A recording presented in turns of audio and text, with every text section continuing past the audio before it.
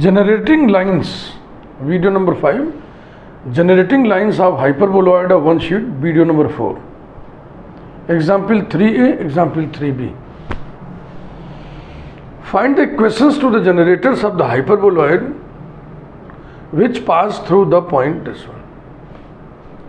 Find the generators of the hyperboloid through any point of the principal elliptic section of the hyperboloid by the plane z equal to 0. इसमें है कि इसके generators निकालो जो इस point से होके जाते हैं. इसमें है इसके जनरेटर निकालो जो उस पॉइंट से होके जाता है जो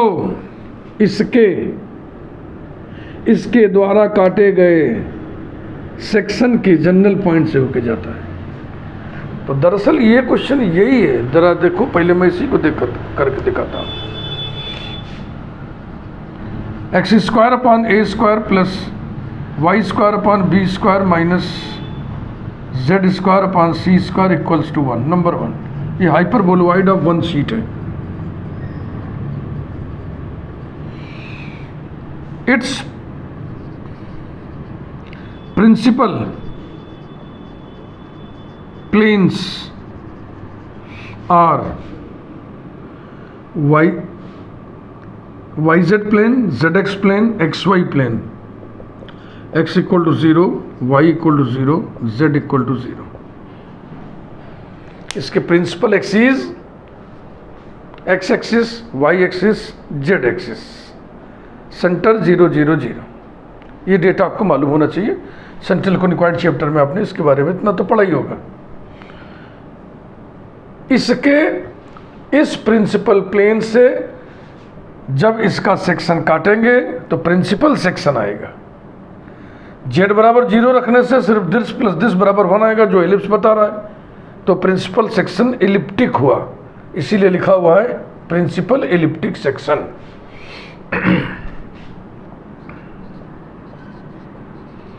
section of one by the principal plane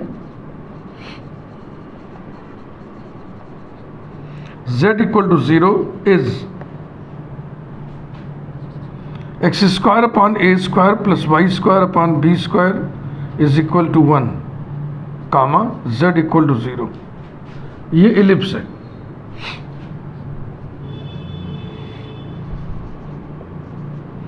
ellipse on the plane z equal to 0. यही प्रिंसिपल एलिप्टिक सेक्शन है. प्रिंसिपल सेक्शन क्यों है? क्योंकि इस प्रिंसिपल प्लेन के द्वारा इसका सेक्शन काटा गया है. तो ये सेक्शन क्या हुआ? Principal section. एलिप्टिक एडजेक्टिव क्यों लगा है? क्योंकि ये बाय नेचर एलिप्स है. तो एलिप्टिक सेक्शन हुआ, प्रिंसिपल सेक्शन हुआ, तो हो गया प्रिंसिपल एलिप्टिक सेक्शन. फिर मैं लिख दे रहा हूं, it is principal elliptic section of 1 by z equal to 0. Any point on this section is a cos alpha, b sin alpha और z बराबर 0. a cos alpha, b sin alpha 0. We have to find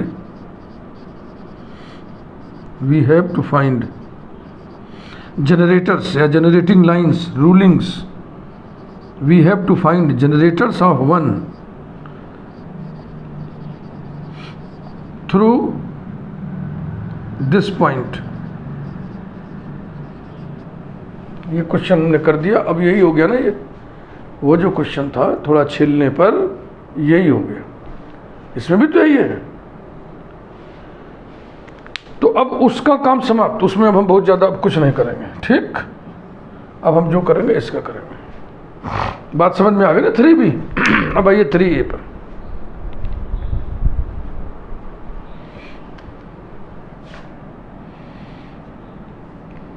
हाँ, अब ये जो problems की नई खेप है, अभी तक जो प्रॉब्लम आप पढ़ रहे थे show that this line is a generating line, या दिस लाइन जनरेट्स फलाने हाइपरबोलॉइड। अब दूसरी चीज़ है, अब जनरेटर की क्वेश्चन निकालना है।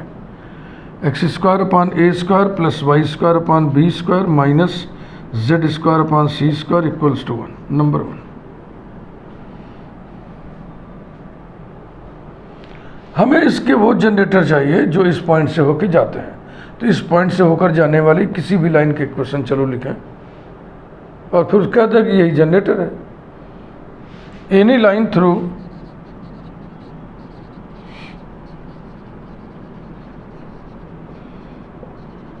ए cos alpha b sine alpha 0 is x minus A cos alpha upon l equals to y minus B sine alpha upon m equals to z minus 0 upon n equals to r. Number 2, माना यही generator है, let it be generator of 1, then it lies wholly on 1,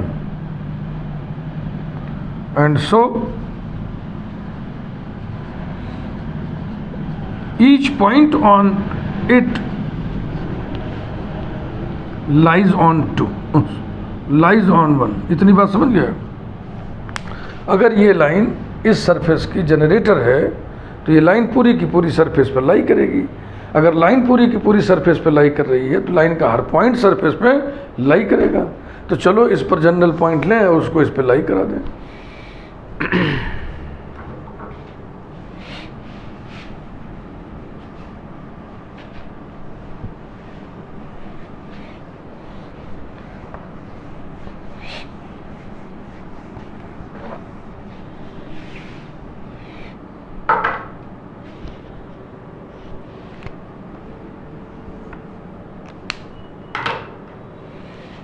Any point on 2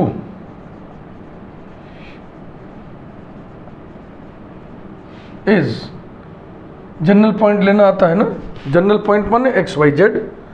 इतना बराबर are करो, x निकालो, ये बराबर are करो, वाई निकालो, ये बराबर आर करो, जेड निकालो। तो ये आएगा A cos alpha plus L R, A cos alpha plus L R. Y का मान कितना आएगा? B sine alpha plus M R, M R plus B sine alpha, और ये एन आर प्लस 0 यानी कि एन आर। ये रहा, इसको उठा के 1 में रखिए। Putting it in 1, we have 1 upon A square into X square माने A cos alpha plus L R whole square plus 1 upon B square into Y square यानी कि B sine alpha plus M R whole square minus 1 upon C square into Z square N R whole square equals to 1। ये are में quadratic equation बन जाएगा। आओ बनाएं। Implies that R square का term यहाँ आएगा, यहाँ आएगा, यहाँ आएगा। L square upon A square plus M square upon B square minus N square upon C square this whole multiplied by R square plus 2 into R, 2r यहाँ आएगा, कितना आएगा? A cos alpha into L upon A square, A cut जाएगा। अब हो गया L cos alpha upon A, L cos alpha upon A plus M sine alpha upon B, और इसमें कुछ आएगा ना, ये रहा बिना आर वाले। A square cos square alpha upon A square यानी cos square alpha plus sine square alpha बस इक्वल्स टू 1। तो ये 1 है, ये इधर दाहिनी तरफ 1 है, ये कैंसिल हो जाएगा और बचा कितना, L square upon A square plus M square upon B square minus N square upon C square multiplied by R square plus twice bracket में L cos alpha upon A plus M sine alpha upon B multiplied by R is equal to 0। Number 3, it is true for all R. ये जो are लिए arbitrary है ना, ये general point है, इसमें very कौन कर रहा है, आर। तो आर वेरी कराओगे डिफरेंट पॉइंट मिलेगा। और आप लिख चुके हो कि इस लाइन के सारे पॉइंट स्थित हैं इस पर। इसका मतलब ये जो आया है रिलेशन, ये आर के हर मानों के लिए सही है। It is an identity, it is an identity and so, कोई सूत्र, कोई फार्मूला, कोई फैक्ट, कोई रिजल्ट मतलब आर में है तो आर के हर मान के लिए सत्य है, तो उसको बोलते हैं कि आर में आइडेंटिटी है। और इस तरह कोई आइडेंटिटी अगर है माने आर के सभी मानों के लिए ट्रू है, तो इसका ये कोफिशिएंट 0 होगा, इसका ये कोफिशिएंट 0 होगा। ये आपको हम किसी वीडियो में समझाए थे। आर के हर मानों के लिए सत्य हो, ये तभी संभव है जब कोफिशिएंट्स 0 हो। एंड सो वी हैव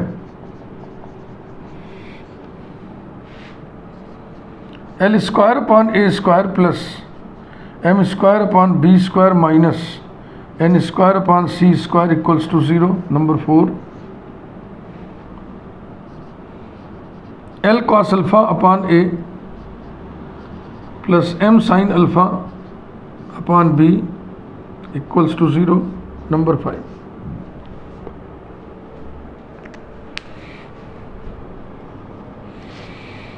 यहां तक आपको बात बेहतर समझ में आ गई कि नहीं?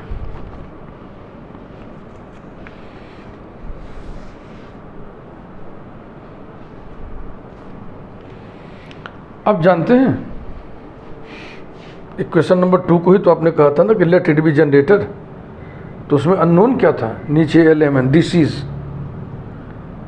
अब प्रॉब्लम देखो कैसे टर्न कर गया। We have to find LMN, we have to find DCs of a line which are given by relation this and this. और इस तरीके के प्रॉब्लम्स, आप कई प्रॉब्लम्स किए हुए हैं 3 डायमेंशनल ज्योमेट्री के पहले चैप्टर डायरेक्शन कोसाइंस में। वही चीज़ मैं यहाँ करने जा रहा हूँ। और इसके बाद हम ब्रैकेट में ऐसे चाहो तो लिख दो, we have to find LMN given by the relations 4 and 5। यही अब हमारा मकसद है।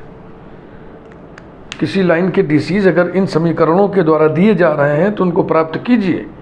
और ये क्रिया, ये काम आप डायरेक्शन कोसाइंस चैप्टर में खूब किए हैं। ये इंपॉर्टेंट क्वेश्चंस वहाँ माने जाते हैं। तो क्या करते हैं, इसमें n को एलिमिनेट कर देते हैं दोनों के बीच में, चाहे m को एलिमिनेट कर देते हैं, चाहे l को कर देते हैं। लेकिन यहाँ देखें, इसके माध्यम से हम कुछ something upon l something upon m ऐसे निकाल सकते हैं। From 5 L cos alpha upon A is equal to M sin alpha upon B या minus M sin alpha upon B।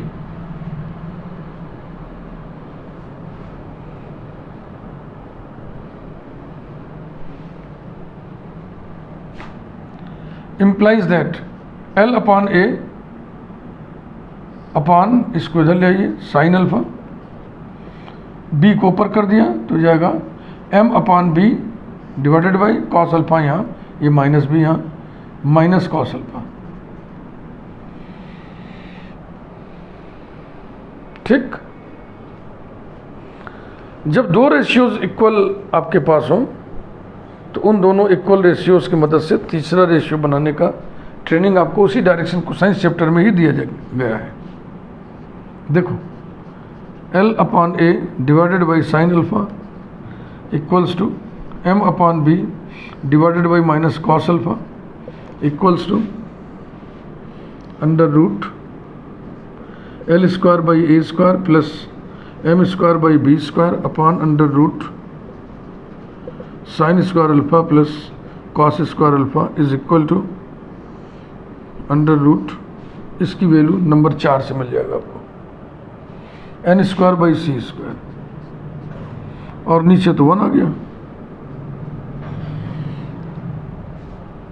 चूंकि हमें 2 जनरेटर्स निकालने हैं और यहाँ पर तो एक ही एक दिख रहा है, इसलिए यहाँ पे प्लस माइनस लगा देंगे। वैसे भी रेडिकल से पहले 2 चिन्ह लगाते हैं। Equals to plus minus n by C upon 1।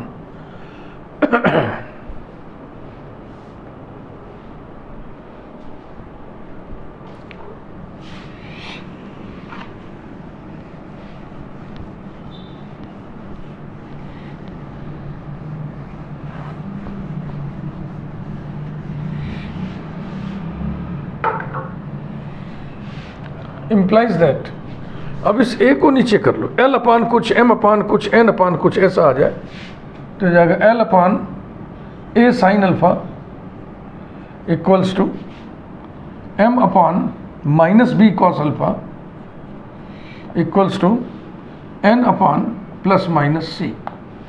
यदि जनरेटर्स के डीसीज एल एम एन है तो ये नीचे लटक रही संख्या है डीसी जनरेटर्स के डी आर्स होंगे। Therefore A sine alpha minus B cos alpha plus minus C are direction ratios of the generators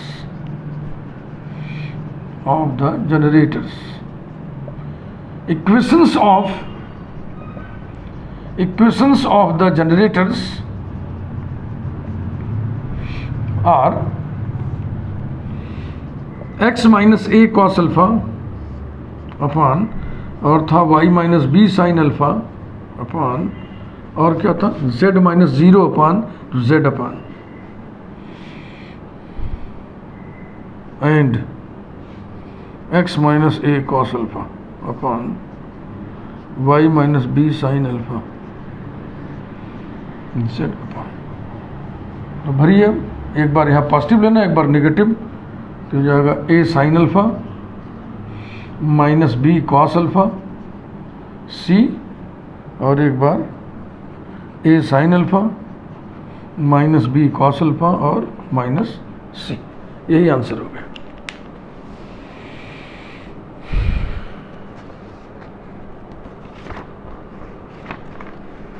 clear, समझ गया ना? ऐसे ही कसरत आपको करनी है। आइए एक एक्सरसाइज और उठाते हैं। Example 4,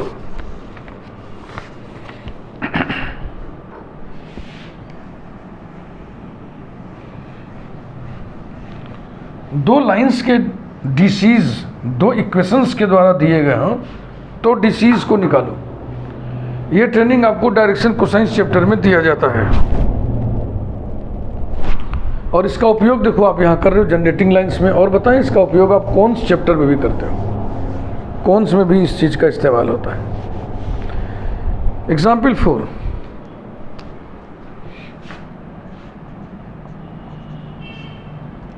find the generating lines of the hyperboloid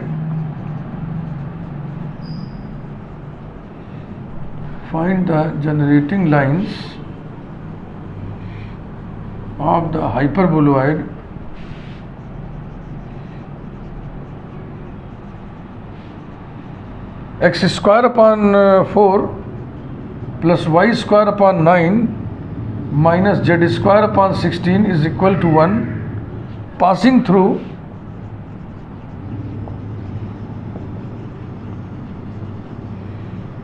through the point 2, 3 माइनस 4।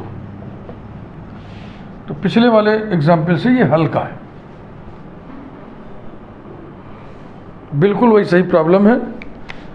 इस हाइपरबोलॉइड का वो जनरेटर्स निकालो जो इस पॉइंट से होकर जाता है। अब ऐसे ही क्वेश्चंस हम आपके सामने रख रहे हैं।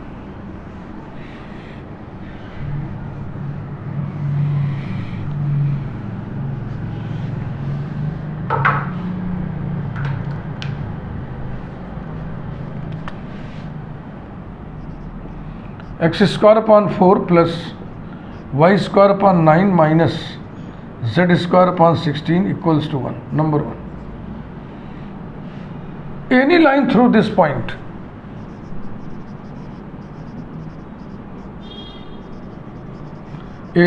through 2, 3, minus 4 is x minus 2 upon L is equal to y minus 3 upon M equals to z plus 4 upon N equals to small r. Number 2. Let it be generator. Let it be generator of 1. Then it lies wholly purnata on 1, and so each point of it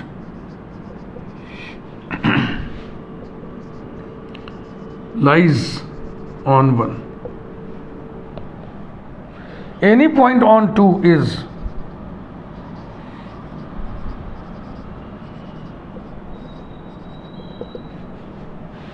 LR plus 2,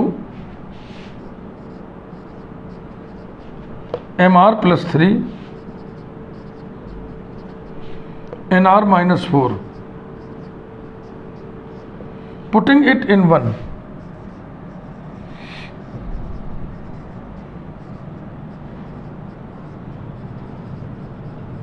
we get 1 by 4 into LR plus 2 whole square plus 1 by 9 into MR plus 3 whole square minus 1 by 16 into NR minus 4 whole square is equal to 1. R में quadratic बनाइए इसको. implies that L square by 4 plus M square by 9 minus n square by 16 multiplied by r square plus twice 2r आएगा. 2r के बाद बचा 2l by 4 माने l by 2.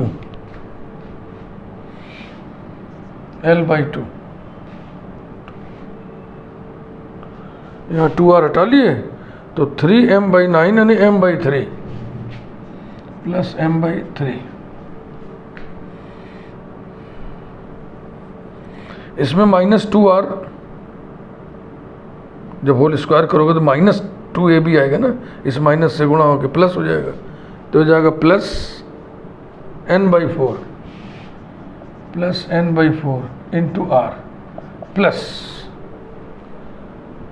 r free term कौन से होंगे?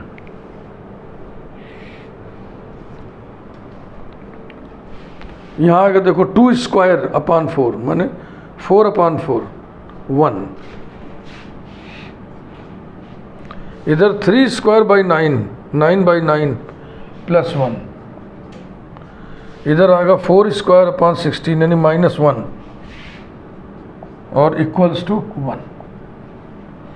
implies that L square by 4 plus M square by 9 minus n square by 16 multiplied by r square plus twice bracket में L by 2 plus M by 3 plus n by 4 multiplied by r equals to 0. Number 3. ये देखो ये दोनों cut गया, फिर ये 1 और ये 1 कट गया. इट इज आइडेंटिटी माने it is true for all r. It is true for all r belonging to capital R, and so it is an identity.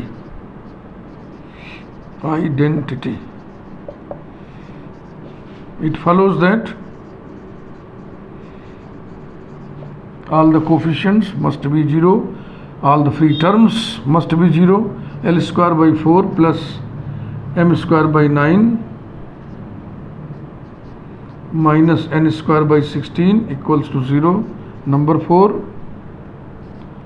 L by 2 plus M by 3 plus n/4 equals to 0। Number 5, आपने इसको generator मान लिया है और इसमें unknown कौन है, LMN। तो आपको LMN की वैल्यू निकालनी है जो इन दो इक्वेशंस के द्वारा दिया गया है। तो यहाँ पे फिर मैं ब्रैकेट में लिख दे रहा हूँ, we have to find LMN given by 4 and 5। ये दो रिलेशंस में LMN क्लियर कट नहीं है, इन्हीं के द्वारा व्यक्त किया गया है। तो उसी को हल करके हम LMN निकालते हैं और इसकी ट्रेनिंग क्या है कि इनके दोनों के बीच में हम n को एलिमिनेट करें।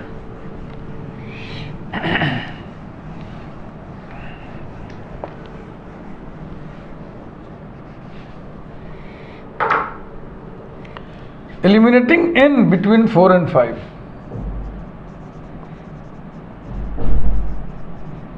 eliminating n between 4 and 5,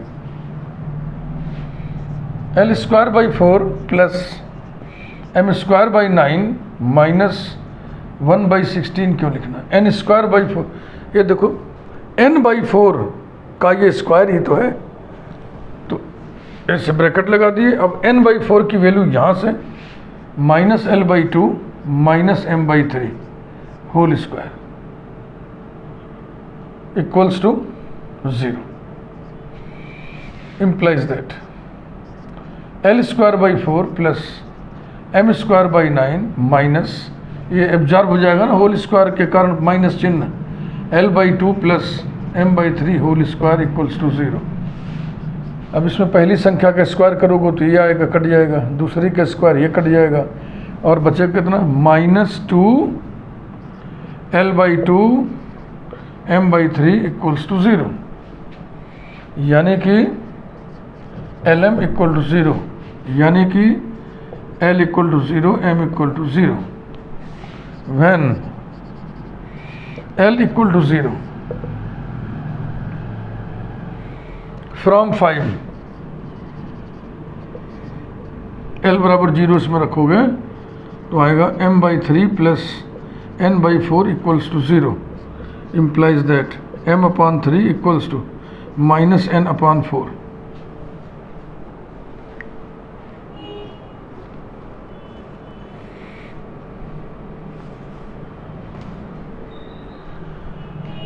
Therefore M/3 equals to N/-4, ये तो यही हो गया, और इक्वल्स टू इधर L के नीचे क्या लगाएंगे, L/0। एक सेट ये मिल गया। ये सब ट्रेनिंग आपको डायरेक्शन कोसाइन चैप्टर में खूब दी जाती है। तो जब इसको एक साथ लोगे तो 3L बराबर 0, यानी L बराबर 0 आएगा। जब इसको एक साथ लोगे तो ये आएगा, और जब इसको एक साथ लोगे तो -4L बराबर 0, यानी L बराबर 0 फिर आ जाएगा। This implies that 0, 3, -4 are direction ratios of a generating line of a generator, लिख दो शॉर्ट में। अब M बराबर 0 लेके करोगे तो DRs का दूसरा सेट आएगा, तो समझ लो दूसरे जनरेटर के DRs हैं।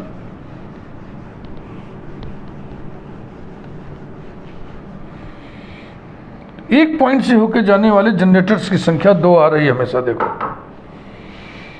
when M equal to 0 from 5,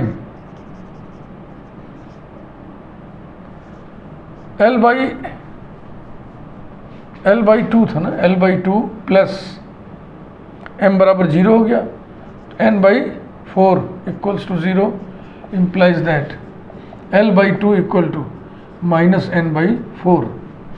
therefore L/2 is equal to M/0 is equal to N/-4 implies that, हाँ इसको 2 से कैंसिल भी कर दिया जाए, DR से तो निकालना है। L/1 is equal to M/0 is equal to N/-2। DRs की बात हो रही, देखो L, M, N को जो नीचे लटकती हुई संख्याएं होती हैं उनको DRs कहते हैं। implies that 1, 0, -2 are direction ratios of second generator, of second generator, generator 10। Required generators are, required generators are,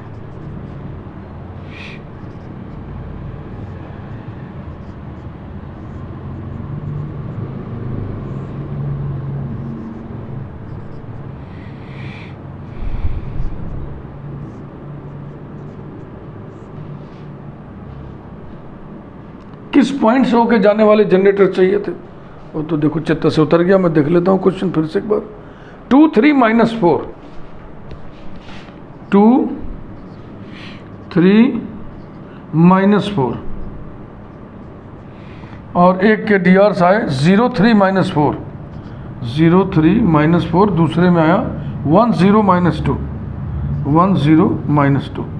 clear हुआ भैया? अभी और एग्जाम्पल्स हम कराएंगे, क्योंकि ये जो तस्वीर सामने आ रही है कि दो लाइंस के डीसीज दो रिलेशंस के द्वारा दिए जा रहे हैं और हमें वो डीसीज निकालना है, तो डीसीज न निकाल के हम डीआरस निकाल के अपना इक्वेशन लिख पा रहे हैं। तो इसमें तरीके के सब ह्यूज होते हैं, उसमें हम दो आपको बता दिए। हाँ, अब अगले में और दूसरे किस्म का एग्जाम्पल हम उठाएंगे।